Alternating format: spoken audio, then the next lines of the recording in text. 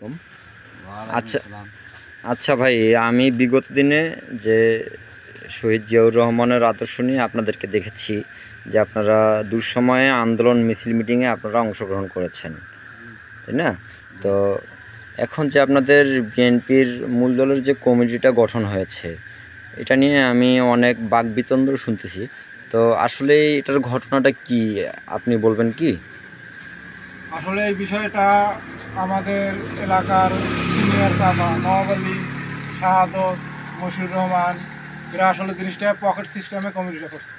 আমরা যে তেগি রাজপথে ছিলাম, আসলে এরা এই সময়ে আওয়ামী লীগের লোকজন কিছু দোষর টাকা পয়সার কারণে ওদেরকে ঢুকিয়ে আমাদেরকে কমিটিতে বাদ দিচ্ছে। আপনাদেরকে এই কমিটিতে রাখেনি।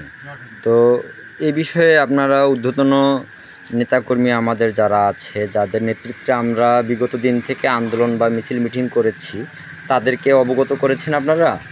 না, আমরা এখনো বলি নেই। তাছাড়া আমরা তো এদের হাত দিয়েই রাজনীতির হাতে আসছি। এদের উপর আমাদের প্রচুর বিশ্বাস ছিল যে এরা কমিটিতে রাখবে, কিন্তু হঠাৎ করে শুনতেছি আমাদের কমিটিতে রাখেনি। আচ্ছা, যাদেরকে নিয়ে আপনাদের এই ওয়ার্ড কমিটি 3 নং চন্দনপট ইউনিয়নের, আপনাদেরটা কত নম্বর ওয়ার্ড? 3 নম্বর ওয়ার্ড, 5 নম্বর ওয়ার্ড, আপনাদেরটা 5 নম্বর ওয়ার্ড। 3 নং চন্দ্রপুর 5 নম্বর ওয়ার্ড। আচ্ছা, আপনাদের এই ওয়ার্ডের 5 নম্বর ওয়ার্ডের যে 51 সদস্য নিয়েছে, আসলে তারা প্রকৃতপক্ষে আমরা তো দেখেছি বিগত দিনে আন্দোলনের সময় যে খুব কম সংখ্যক লোক নিয়ে আমরা আন্দোলন মিছিল মিটিং করেছি।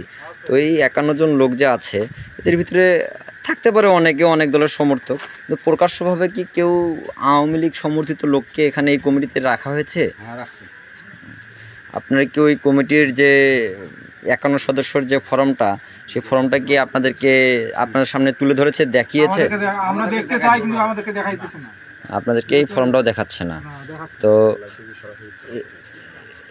এটা বিষয়ে আপনাদের যে ভাষ্য বা যে মতামত, তা হচ্ছে আপনারা এই বিষয়টা নিয়ে ঊর্ধ্বতন কর্মকর্তা বা ঊর্ধ্বতন যে নেতাকর্মী আছে, তাদের কাছে আপনারা কি যেতে ইচ্ছুক?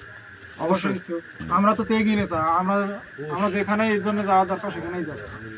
তো আপনারা যারা আমার এই ভিডিওটা দেখবেন, তারা অবশ্যই দেখতে পাচ্ছেন যে আমি অনেক সময় অনেক আন্দোলনের দুঃসময়ে মশাল মিছিল থেকে শুরু করে, যে রংপুর শহরের 4 তলার মোড় থেকে শুরু করে শহীদুল ইসলাম মিজু ভাইয়ের নেতৃত্বে, আনিসুর রহমান লাকু ভাইয়ের নেতৃত্বে আমরা জেলা বিএনপির অনেক প্রোগ্রাম করেছি।